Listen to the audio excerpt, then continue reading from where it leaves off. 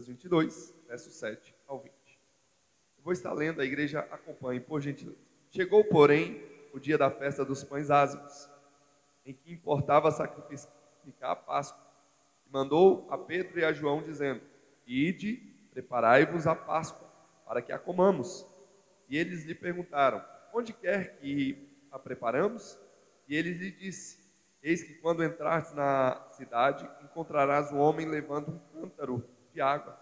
Segui-o até a casa em que ele entrar. E direi ao pai de família da casa: O mestre te diz: Onde está o aposento em que hei de comer a Páscoa com os meus discípulos?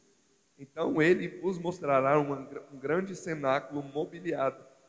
Aí fazei os preparativos. E indo eles, acharam como lhes havia sido dito, e prepararam a Páscoa. E chegando a hora, pôs-se à mesa, e com ele os 12 apóstolos. E disse-lhes: Desejei muito comer convosco essa Páscoa, antes que padeça. Porque vos digo que não comereis mais, até que se cumpra no reino de Deus. E tomando o cálice, havendo dado graças, disse: Tomai e parti entre vós, porque vos digo que já não bebereis do fruto da vide, até que venha o reino de Deus. E tomando o pão, havendo dado graças, partiu e deu-lhe, dizendo: Isto é o meu corpo, que por vós é dado. Fazei isto em memória de mim. Semelhantemente também tomou o cálice, depois da ceia, dizendo: Este cálice é o novo testamento no meu sangue, que é derramado por vós. Curve a cabeça. Santo Deus, obrigado por estarmos aqui diante do Senhor nessa noite. Pai, fala a tua igreja. Pai, entra em cada vida e cada coração, convença, cura, fortaleça, abençoa. Santo Deus, ó Senhor Jesus, nós rogamos a Ti, que o Teu povo nessa noite venha entender a Tua palavra, venha viver a Tua palavra e venha proclamar a Tua palavra. Receba a glória para si, em nome de Jesus. Amém? Podeis assentar glorificando a Deus. Amém? Queridos, hoje a minha voz não está boa, né? Como os irmãos já observaram, creio eu, né?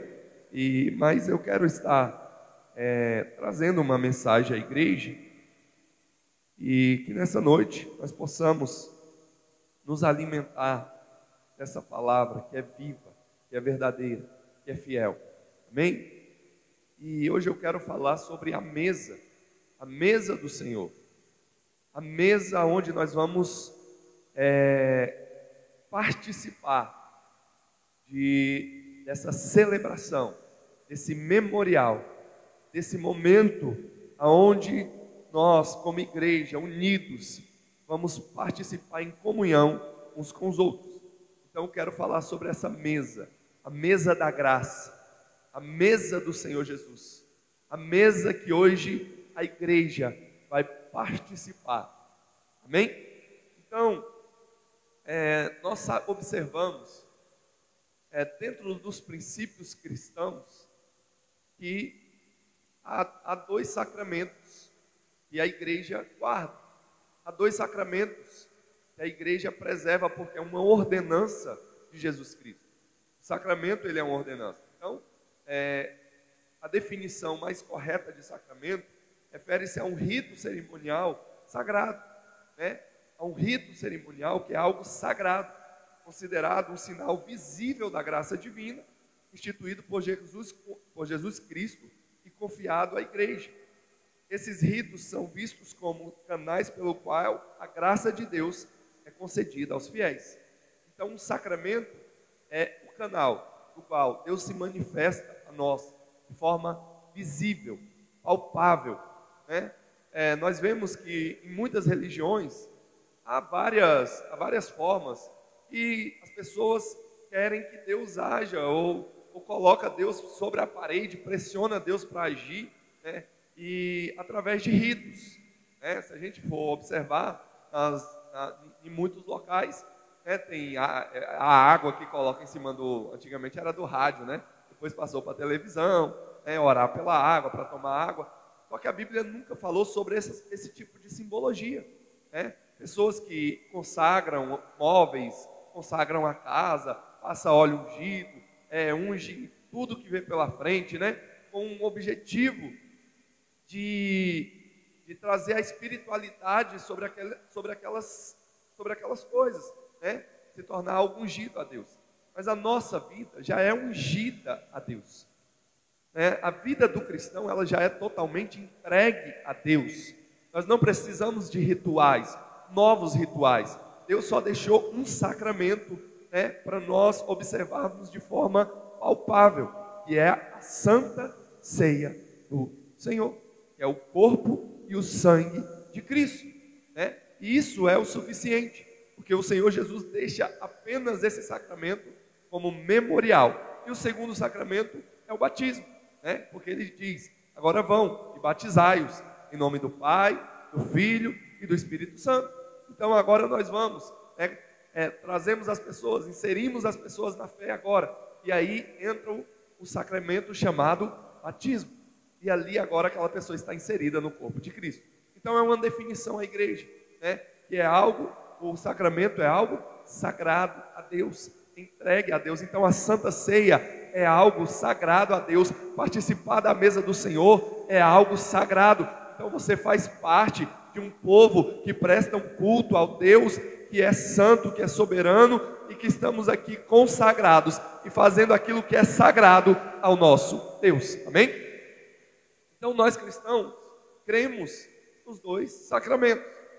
E quando nós vamos lá para o Êxodo, e aí eu vou precisar da ajuda da minha auxiliar Cauane aqui, no Êxodo, capítulo de número 12, e os irmãos que puderem abrir as suas Bíblias também para acompanhar, nós estaremos lendo, né? Êxodo capítulo 12, pode colocar a partir do verso 1. E falou o Senhor a Moisés e a Arão da terra do Egito, dizendo: neste mesmo mês vos será o princípio dos meses. Este vos será o primeiro dos meses do ano. Falai a toda a congregação de Israel, dizendo: os dez deste mês, tome cada um para si um cordeiro, segundo as casas dos pais, um cordeiro para cada família. Mas a família por pequena, para um cordeiro. Então tome um só com seu vizinho perto da sua casa, conforme o número das almas, cada um conforme o seu comer. Farei a conta conforme ao cordeiro. O cordeiro ou cabrito será sem mácula, um macho de 1 ano, a qual tomarás das ovelhas ou das cabras. Somente até aí por enquanto. Segura até aí por enquanto. Então, queridos, nós sabemos que a Santa Ceia, ela foi instituída em um dia específico. Jesus, ele vai celebrar a Páscoa.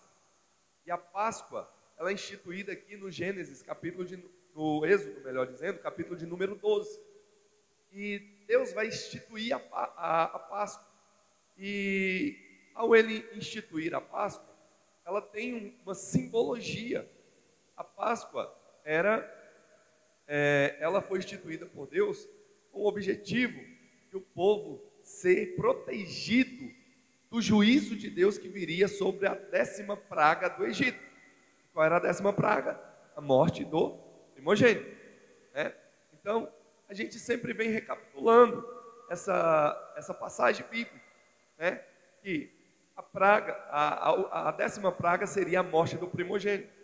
E diante do povo, da saída do Egito, que o povo estava saindo do Egito, Deus vai falar a Moisés e a Arão: vocês vão instituir agora a Páscoa do Senhor. E no que consiste essa Páscoa? Ela vai acontecer da seguinte forma: vocês irão pegar um animal, matar esse animal e pegar o sangue desse animal e passar nos umbrais da porta. Porque o juízo de Deus vai vir sobre todo o Egito. E aonde tiver o sangue do animal, desse cordeiro limpo, né, sem mácula, sem mancha, de 1 ano, né, o sangue, aonde estiver o sangue desse cordeiro, a morte não vai entrar. O juízo de Deus não vai entrar. Ah, pastor, e é porque lá tinha pessoas santas, pessoas que não pecavam de fato, pessoas fiéis sempre a Deus? Não. O anjo da morte só não entrou não é porque as pessoas eram santas, não era porque as pessoas eram fiéis a Deus e não tinham pecado, mas o anjo da morte só não entrou porque o sangue do Cordeiro estava no umbral das portas. E aonde havia o sangue, a morte passou por cima. A penalidade de Deus passou por cima e não entrou para executar o juízo de Deus, né? Então, o verso 5 vai dizer que o Cordeiro, ele tinha os requisitos. Ele tinha que ser um cabrito, né? Sem mácula, sem mancha, de 1 ano, qual tornaria das ovelhas e das cabras. Aí coloca o verso número 8, por gentileza. 8. E aí há uma ordenança de Deus ao povo. E naquela noite comerão a carne assada ao fogo, com os pães ázimos, com ervas amargosas, e comerão. Então, no dia da Páscoa, a Páscoa, ela não é uma festividade cristã, mas ela é uma festa judia. Foi dada aos judeus. Deus instituiu aquele povo, né, aquela geração, aquela nação, melhor dizendo, né? Então é uma festa judia. Só que nesse dia específico, no dia da Páscoa, Deus ele estabelece esse dia. E a Páscoa tem essa simbologia sobre a minha vida e sobre a tua vida, porque agora a Páscoa nos aponta para a vinda de Cristo, nos aponta pelo sacrifício do Cordeiro Pascual, do qual ele viria e morreria, para que todo aquele que crê nele, o sangue dele agora nos purifica do pecado, e a morte não tem mais domínio sobre nós. Nós viveremos com ele eternamente. Então nós não seremos atingidos pela morte, né, eterna, mas nós viveremos agora com ele eternamente. Você estava morto, agora eu e você temos vida. Amém? Então, o interessante é que eles tinham que fazer essa Páscoa. O interessante é que eles tinham que executar essa ordem. Por quê? Senão morreriam. Senão aconteceria o juízo de Deus sobre o povo. E eles obedeceram à orientação de Deus. Estabeleceu-se agora a Páscoa do Senhor. E ela tem uma simbologia, né? Eles comiam o cordeiro. Eles matavam o cordeiro, pegavam o sangue e passavam no umbral da porta. O sangue do cordeiro agora estava aspergido no umbral da porta. E como o sangue de Cristo foi entregue no madeiro, como o sangue de Cristo foi derramado na cruz do Calvário, a Páscoa aponta diretamente para esse sacrifício, para esse momento. Só que Deus dá uma orientação, e agora também eles teriam que comer, né, essa carne que seria assada. Por quê que não seria uma carne cozida ou uma carne crua? Porque Deus manda eles assar o fogo. E o fogo era visto como um agente purificador, como a purificação. E ele purificava e assava, e assar representava o sofrimento de Jesus, o Cordeiro de Deus que suportou a ira divina em favor da humanidade. Então era necessário estar assada, porque passaria pelo fogo, purificação, vida em santidade, vida com Deus, e também, né, o sacrifício, né, a entrega, a total, o sofrimento total do próprio Filho de Deus, que foi entregue na cruz, moído, né, martirizado por mim e por você, para nos dar vida. Amém? Então, eles comiam também a orientação: vocês vão comer do cordeiro. A segunda orientação: vocês também farão pães sem fermentos, que é chamado de pães ázimos, pães sem levedura, pães sem alteração, sem modificação, natural. Simbolizava a saída deles agora do Egito, simbolizava que agora eles estavam deixando aquela vida de pecado, eles estavam deixando aquele ambiente de contaminação, aquele ambiente de depravação, aquele ambiente que não era a sua terra, que não era o seu ambiente original, e eles estavam deixando o Egito, mas também simbolizava, porque o pão ázimo, ou o pão sem o fermento, ele simboliza aquele que é sem pecado, aquilo que não tem mancha, aquilo que não tem alteração geneticamente modificado, né? Então é algo limpo, algo puro, algo natural. Então agora eles deixam o Egito, mas também simboliza, né? E agora eles saem do Egito, mas também agora o Egito sai deles. Eles não carregam o Egito com eles. Tudo que estava com eles ficou para trás. Então aquela vida passada, aquela vida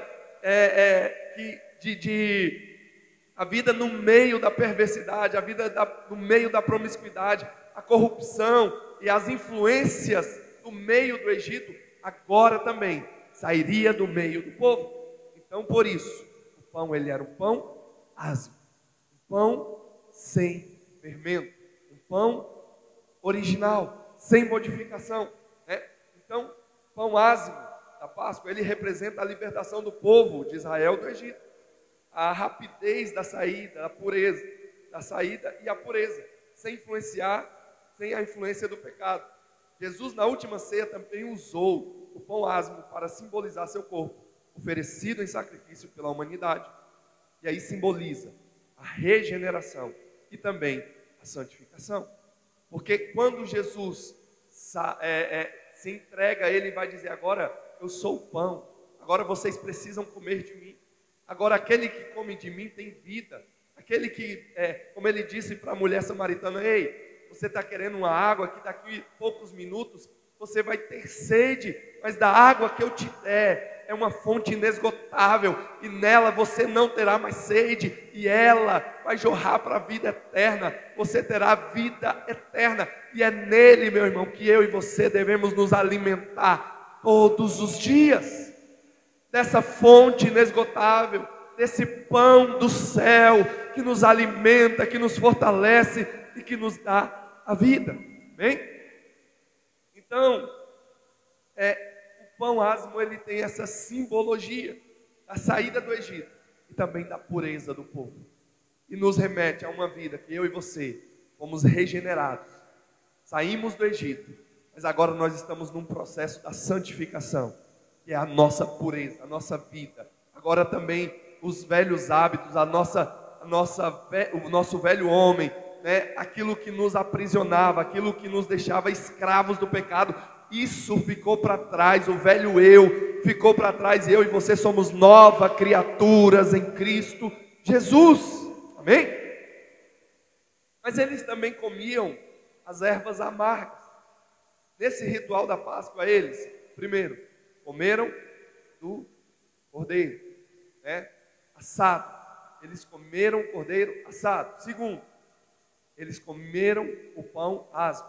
E terceiro, eles comeram também ervas amargas, que simboliza para lembrá-los do período amargo que eles viviam no Egito, o período da escravidão, o período do qual eu e você estávamos distante de Deus, que vivíamos escravos do mundo, o período de amargura, de sofrimento, o período aonde o nosso nome, como Noemi diz, era Mara, amargura, era sofrimento, era pranto, era choro, era distante de Deus, não tínhamos amizade com Deus, éramos inimigos de Deus.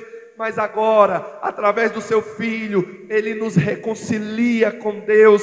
E agora, meu irmão, nós só lembramos daquele período da amargura, porque nós vivemos nele, estávamos distante de Jesus naquela época, em outro momento, mas aquilo ali não determina mais a minha e a sua vida, porque eu e você fomos libertos em Cristo Jesus, porque a palavra de Deus diz: se o Filho vos libertar, verdadeiramente sereis livres.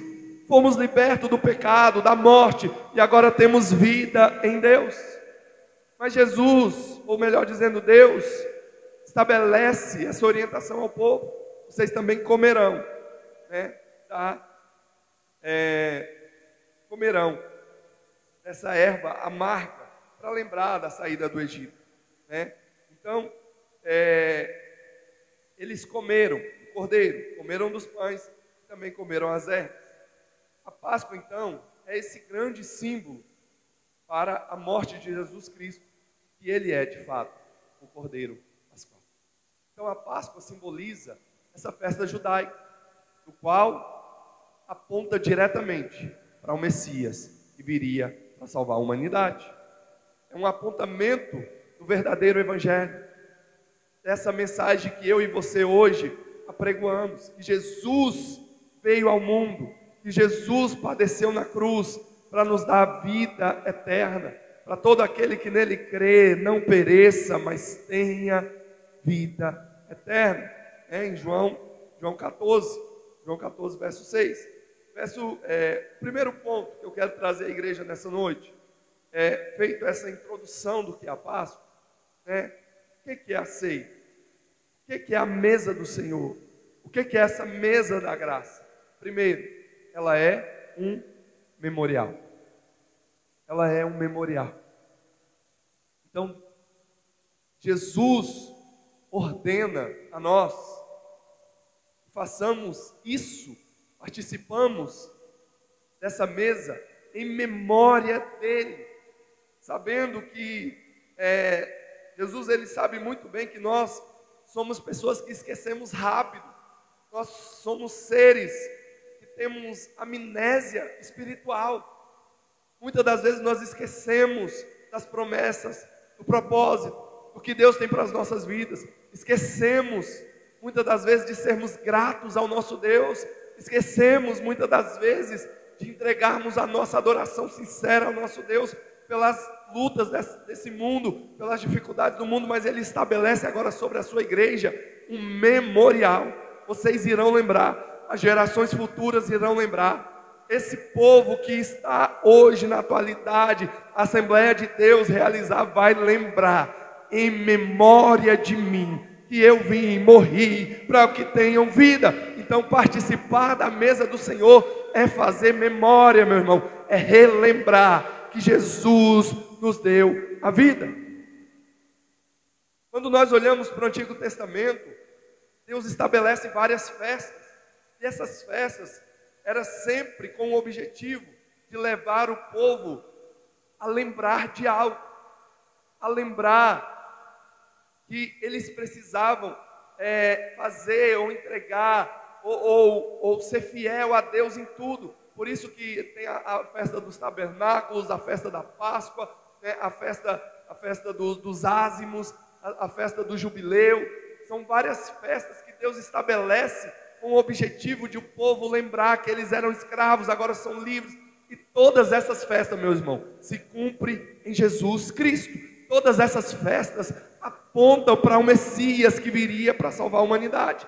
Mas Jesus, quando ele vai estabelecer, ele estabelece esse memorial. Fala, lembrem, não esqueçam, façam isso em memória de mim.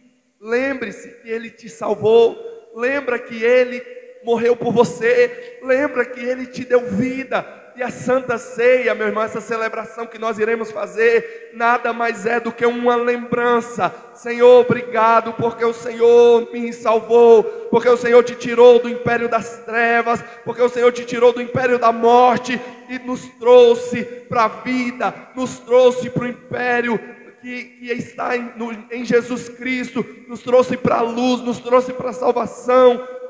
E eu e você devemos render graça ao nosso Pai, porque Ele nos salvou. E esse memorial, ele leva ao entendimento das gerações posteriores. Os filhos participavam da festa, e eles não esqueciam.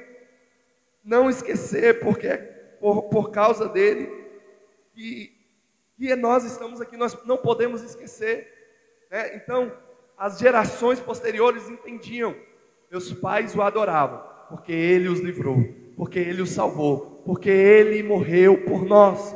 E isso virou uma celebração, um memorial constante, que Deus sempre estabeleceu, para o povo não esquecer que ele sempre os livrou.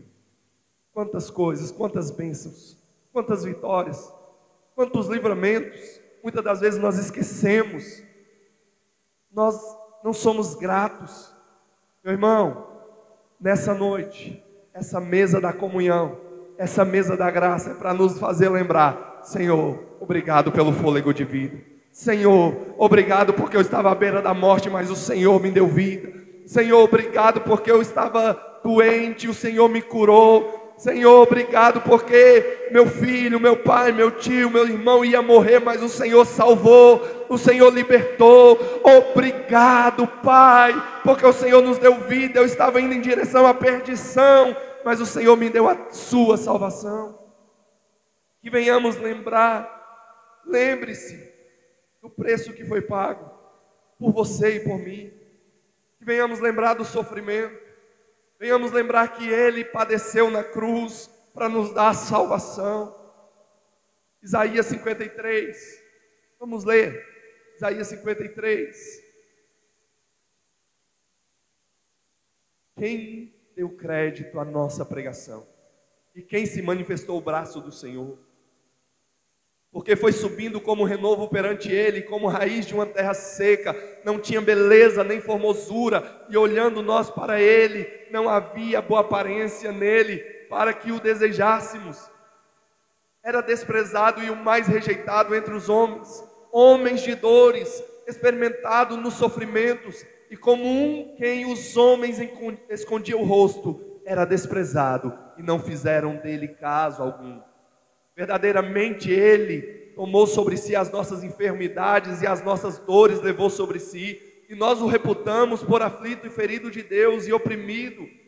Mas Ele foi ferido por causa das vossas transgressões e moído por causa das vossas iniquidades. O castigo que nos traz a paz estava sobre Ele, e pelas suas pisaduras nós fomos sarados. Todos nós andávamos desgarrados como ovelhas, cada um se desviava pelo seu caminho, mas o Senhor fez cair sobre Ele a iniquidade de todos. Ele foi oprimido e afligido, mas não abriu a sua boca. Como um cordeiro foi levado ao matadouro, e como ovelha muda perante os seus tosqueadores, assim Ele não abriu a sua boca. Da opressão e do juízo foi tirado. E quem contará o tempo da sua vida? Porquanto foi cortado da terra dos viventes, pela transgressão do meu povo ele foi atingido. E puseram a sua sepultura com os ímpios e com o rico na sua morte, ainda que nunca cometeu injustiça, nem houve engano na sua boca. Todavia o Senhor agradou moê-lo, fazê-lo enfermar. Quando a sua alma se puser por expiação do pecado, verá a sua posteridade, prolongará os seus dias, e o bom prazer do Senhor prosperará na sua mão. Ele verá o fruto do trabalho da sua mão e ficará satisfeito. Com seu conhecimento, o meu servo, o justo, justificará muitos, porque as iniquidades deles levará sobre si. Por isso lhes darei a parte de muitos, e com os poderosos repartirá ele o despojo, porquanto derrubou a sua alma da morte, e foi contado com os transgressores, mas ele levou sobre si o pecado de muitos, e intercedeu pelos transgressores. Glória a Deus. Você pode dar um glória a Deus? Foi o que o nosso Jesus padeceu por nós: sofrimento, dor, angústia. O Pai agradou moê-lo pelo meu e pelo seu pecado. O amor de Deus é tão grande por mim e por você, meu irmão, que Ele entregou o seu Filho. Ele veio a essa terra por amor a mim, por amor a você. Ele entregou o seu melhor por nós. Ele entregou o que era de melhor. Ele entrega para nos dar vida, para nos resgatar, para nos salvar. Meu irmão, é um amor muito grande, é um amor muito tremendo, profundo, porque a palavra diz que pelo injusto pode alguém até morrer. Se a Vanessa for legal e alguém ofender ela, eu posso ir lá e opa, de jeito nenhum, não vai matar não, porque ela é justa. Ela é uma pessoa boa. Meu irmão, mas pelo injusto, pela uma pessoa que não quer nada com nada, ninguém morre. Sabe quem era essa pessoa que não quer nada com nada? Eu e você, pecadores. Éramos nós, pessoas más, desobedientes. Estava em nós impregnado o pecado. Éramos o povo lá do deserto. Porque a orientação de Deus era: agora deixem o Egito, agora celebrem a Páscoa. Eles provaram dos 10 mandamentos. Deus determinou 10 mandamentos e se revelou àquele povo, àquela geração. Veio com poder, com autoridade e mostrou a sua ira sobre o Egito. E aquele povo se depara com um mar na sua frente, e Deus abre aquele mar, e aquele povo atravessa, e a glória de Deus estava com aquele povo, e eles viram a grandeza de Deus. Só que Moisés falou: fiquem aqui, agora eu vou falar com Deus. Eu vou subir ali agora no monte Moriá, e vou ter uma conversa com Deus. Mas Arão está de olho em vocês, Arão vai cuidar de vocês, Arão está com vocês. Sabe o que o povo faz? Arão, nós queremos adorar um Deus. Moisés não volta, Moisés não desce. Agora nós queremos fazer um Deus para nós adorarmos. Porque o nosso Deus, que nos livrou lá do Egito, que abriu o mar, esse Deus, ele nos abandonou, Moisés. Arão, ele nos abandonou. Porque Moisés deve estar morto. Nós queremos um bezerro de ouro. Nós vamos fazer um bezerro de ouro. Pronto, e vamos adorar esse bezerro. Meu irmão, saíram do Egito, mas o Egito não saiu desse povo.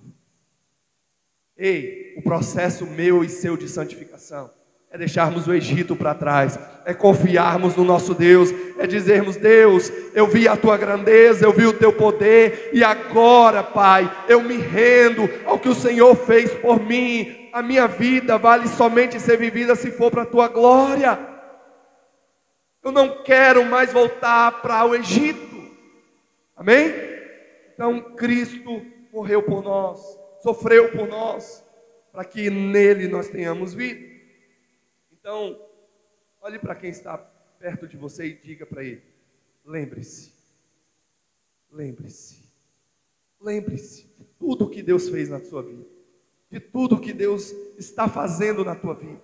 A palavra do Senhor diz que as misericórdias do Senhor é a causa de não sermos consumidos. Eu amo isso, porque, meu irmão, eu estou aqui, eu abri o olho nessa manhã, eu estou aqui diante de vocês nessa manhã, nós estamos aqui adorando a Deus nessa noite, somente porque as misericórdias do Senhor se renovou mais uma vez sobre a minha e sobre a sua vida. Então lembre-se, memorial, lembre-se, Celino, lembre-se, é por causa dele, por causa do que ele fez na cruz, que hoje eu e você temos vida. Segundo, a ceia do Senhor, a mesa do Senhor, a mesa da graça, ela aponta para a nossa comunhão, para a comunhão do corpo, para a comunhão da igreja. Ela aponta para os filhos de Deus, a família de Deus, os santos da terra. Ela aponta para nós, como igreja. Todos estão comendo de um mesmo pão e bebendo de um mesmo cálice. Eles pegavam a celebração, quando Jesus juntou os discípulos à mesa. A mesa ali era uma mesa baixa, ele sentava ao chão. Jesus pegou o pão e partiu. E aí, Jesus pegou um pedaço e passou para o próximo. O outro pegou um pedaço e passou para o próximo. Todos agora estavam juntos e cada um tinha um pedaço do mesmo pão. Cada um fazia parte da mesma família. Eram iguais? Não. Mas todos agora iriam participar, porque eles tinham algo em comum. Eles tinham o mesmo Pai. Eles iam comer do mesmo corpo do Filho de Deus, porque agora eles eram uma família em Jesus, porque Jesus agora uniu aquele povo. Amém?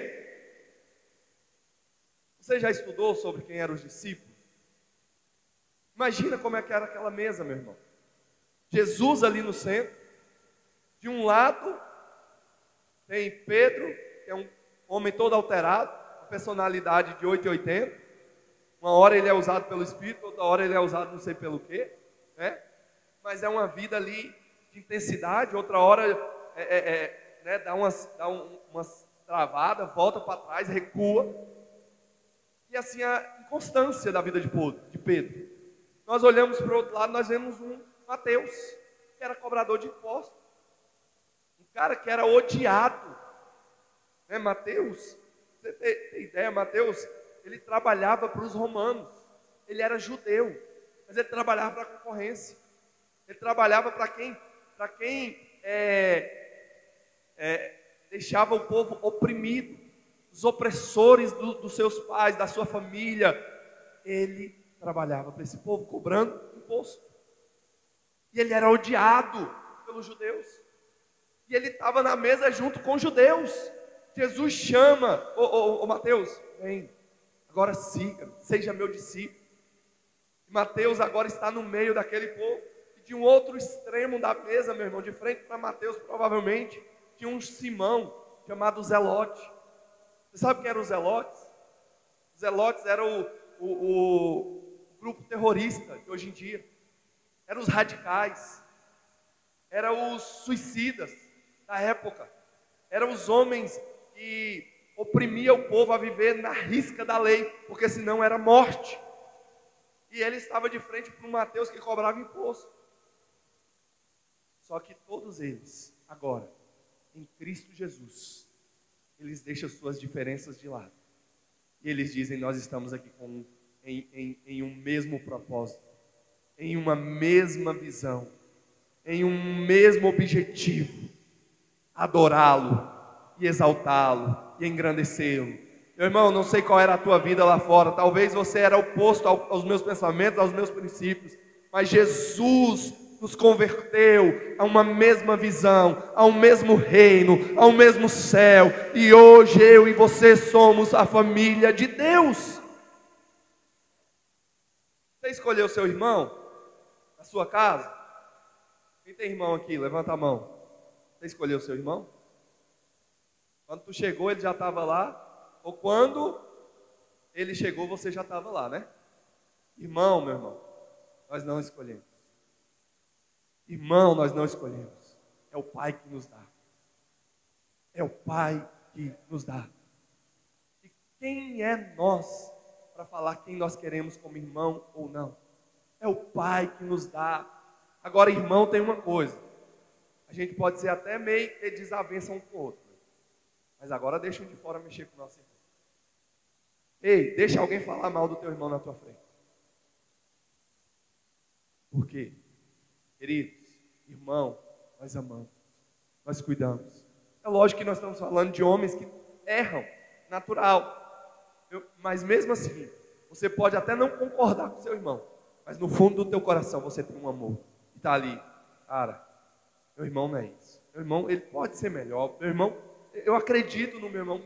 Nosso irmão, nós não largamos a mão dele, porque é nosso irmão. E todos nós estamos aqui, meu irmão, para andarmos juntos, de mãos dadas, falando, meu irmão, tu errou, tu falhou, está difícil essa carga, mas vamos caminhar, levanta, vamos juntos caminhar, irmos, né, fazer o que Deus quer para as nossas vidas.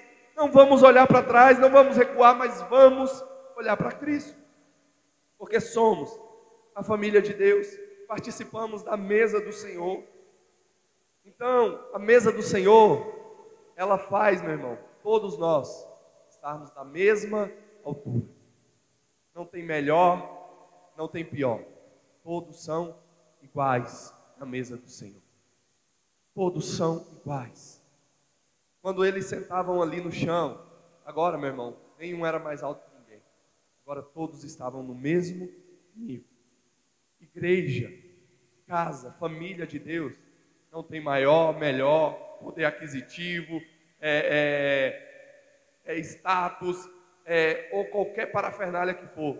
Agora, meu irmão, nós servimos ao nosso Pai, na mesma hierarquia, todos somos filhos de Deus, adoramos ao mesmo Deus e ajudamos uns aos outros a estarem fortalecidos em Deus. Amém? Então a ceia do Senhor também. Terceiro, para já caminharmos para o final da palavra, a ceia também é a nossa união em Cristo. Amém? A ceia também é a nossa união em Cristo. Primeiro, a ceia é um memorial. Segundo, a ceia aponta para a nossa comunhão com os nossos irmãos. E terceiro, a ceia também, ela é a nossa união com Cristo. Nós nos tornamos um em Cristo Jesus. Coloca Colossenses, por gentileza, 1:26. Olha só o que Paulo vai escrever em Colossenses. O mistério que esteve oculto desde todos os séculos. Ei, Paulo vai contar um mistério. Estava oculto. Ei, ele está falando aqui que Abraão não soube desse mistério. Noé não soube desse mistério. Davi, o homem mais sábio, Salomão, Deus não deu a revelação desse mistério. Elias não soube desse mistério. O mistério que esteve oculto desde todos os séculos e em todas as gerações, e que agora foi manifesto a quem? Aos santos. Agora, nesse exato momento, foi manifesto aos santos, é o que Paulo está falando, aos quais Deus quis fazer conhecer quais são as riquezas da glória desse mistério entre os gentios, que é Cristo em vós, a esperança da glória. Ei, Noé não sabia, Moisés não sabia, Abraão não sabia, mas agora o mistério é revelado. Cristo em vós, a esperança da glória. É Cristo habitando em vós.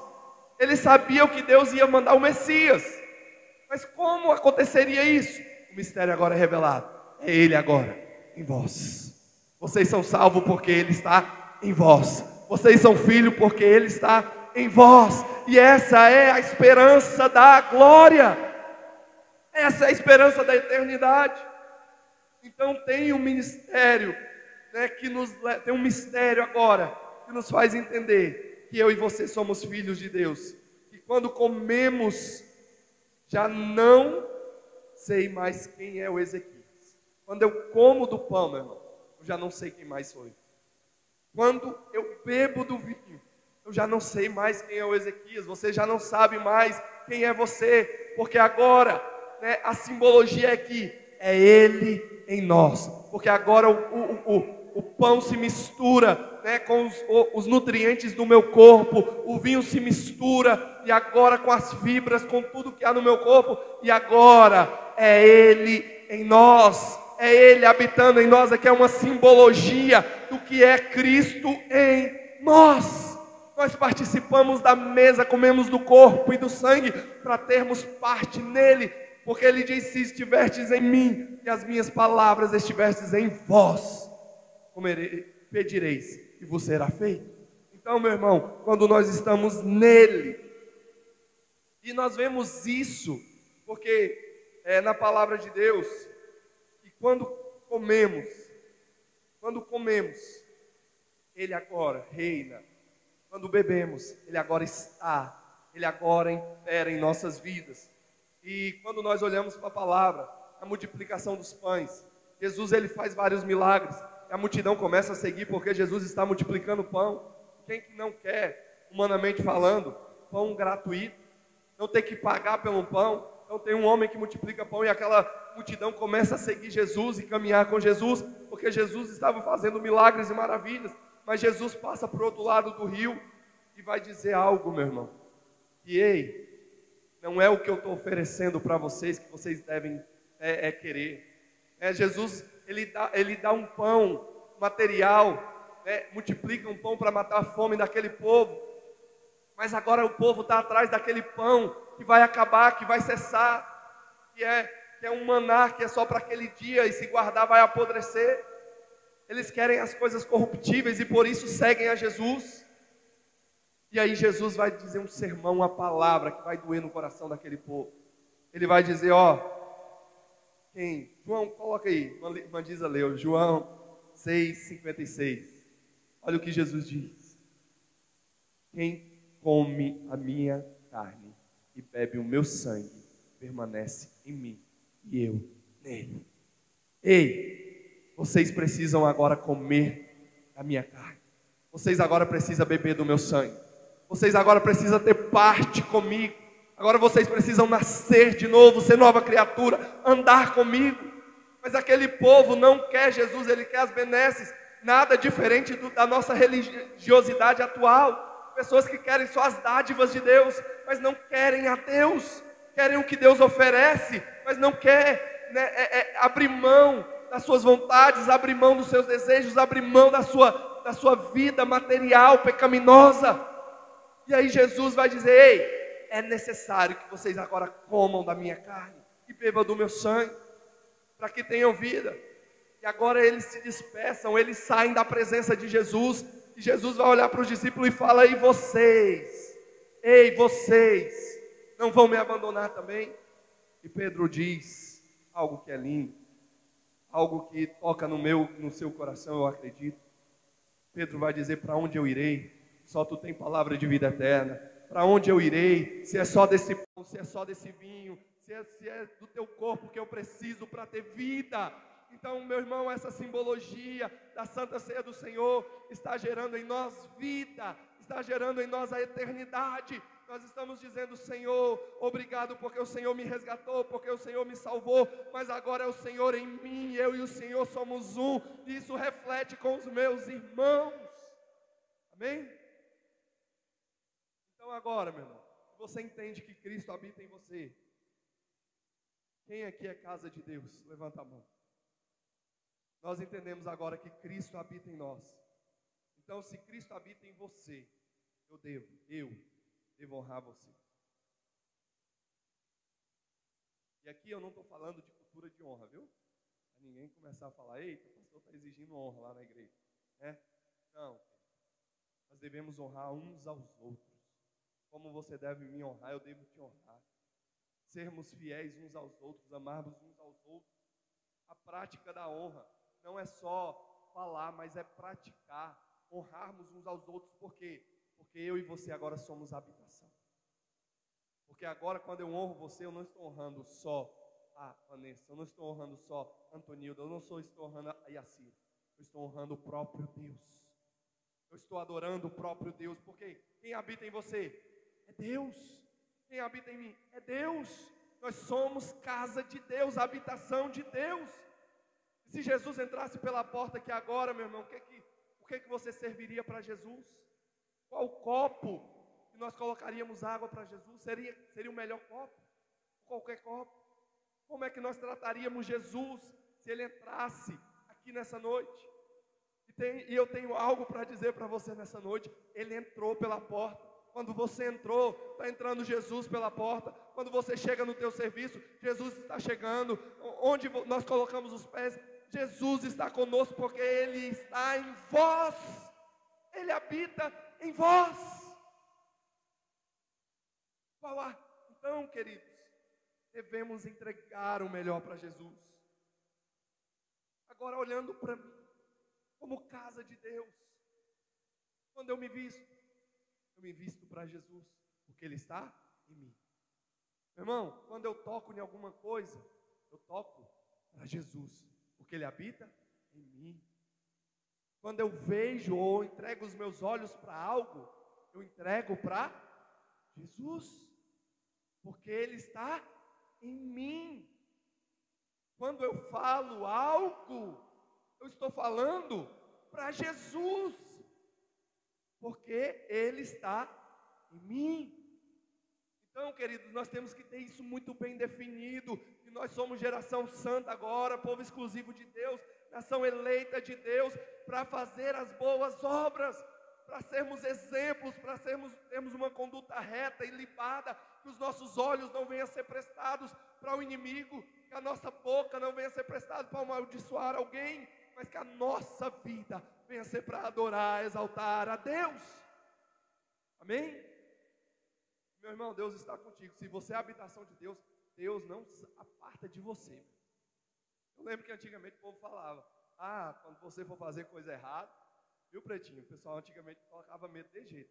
Quando tu for fazer coisa errada, Deus, Ele não vai entrar contigo com essa coisa errada. Se você fizer alguma coisa, olhar, ou desejar, ou pensar, ei, Deus não está contigo nisso não.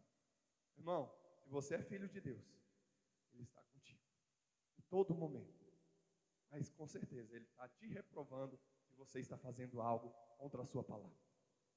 E meu irmão, Deus não saiu não, Deus está lá. Na hora que você está pensando, na hora que você está desejando, na hora que você e eu estamos pecando contra Deus, Deus está lá. E que eu e você venhamos honrar o nosso Deus, no pensar, no agir, no falar, no tocar, nos relacionar. Que Deus venha ser glorificado. Ali vai um filho, ali vai uma filha de Deus, que dá um exemplo de cristão, que tem uma vida em santidade, que ama e busca a palavra de Deus. Você pode dar um glória a Deus? A mensagem é dura, né, igreja? Amém? Mas glória a Deus. Mas é a verdade. Ele habita em nós. Ele habita, porque a Santa Ceia vai nos falar que agora nós estamos unidos a Cristo, unidos ao corpo. É Ele em nós, Ele habitando em nós. A nossa vida agora é para Ele, porque dele, por Ele, por causa dele e para Ele. São todas as coisas. São todas as coisas. Glória, pois, ao nosso Deus. Então, queridos, agora eu entendo que Cristo, Ele está em mim. E eu olho para dentro de mim. Eu não frequento mais ambiente que Cristo desaprova. Eu não vejo mais aquilo que Cristo desaprova. Eu não empresto os meus ouvidos para aquilo que Cristo desaprova. Eu procuro ser fiel e reto perante o meu Deus. Por isso, quando você comer esse pão, beber esse cálice hoje, lembre-se que você e Cristo são. Quando você comer o pão e beber o cálice, lembre-se, a minha vida agora é de Cristo e eu sou dele. E nele, eu e ele somos um, porque ele está em mim. Amém? Então, finalizando, a mesa do Senhor, quarto, aponta para a nossa esperança. Esperança ao retorno do Pai, ao retorno do Senhor. Coloca Lucas, por gentileza, 13:28. Olha o que Lucas 13:28 vai nos dizer. Ali haverá choro e ranger de dentes. Quando virdes Abraão, Isaque e Jacó e todos os profetas no reino de Deus, e vós lançados e vos lançado fora, e virão do Oriente e do Ocidente, e do Norte e do Sul, e assentar-se-ão à mesa do reino de Deus. Ei, o que Jesus está falando aqui é que aqueles que estão condenados vão para o lago de fogo, mas aqueles que são salvos virão para as boldas do Cordeiro, assentarão à mesa do Cordeiro, junto com Abraão, junto com Isaque, junto com Jacó, junto com Moisés, junto com os salvos de Cristo, vão estar juntos, celebrando as bodas. Mas sabe quem vai estar lá também, meu irmão? O próprio Cordeiro à mesa. Ei, o próprio Jesus vai estar à mesa, e nós sentaremos com Ele. Por isso que a igreja clama, por isso que a igreja anseia a volta de Cristo, por isso que toda vez, meu irmão, que nós nos reunimos, que nós estamos juntos, nós devemos terminar dizendo a nossa Santa Ceia assim: Maranata, ora vem, Senhor Jesus, porque essa é a nossa esperança, é a nossa alegria, é Jesus voltar para nos resgatar, e nós estaremos com Ele no céu de glória, celebrando as bodas com o Cordeiro. Amém? Se coloque de pé nessa noite. Vamos abrir as nossas Bíblias rapidamente. 1 Coríntios, capítulo de número 11. Glória a Deus.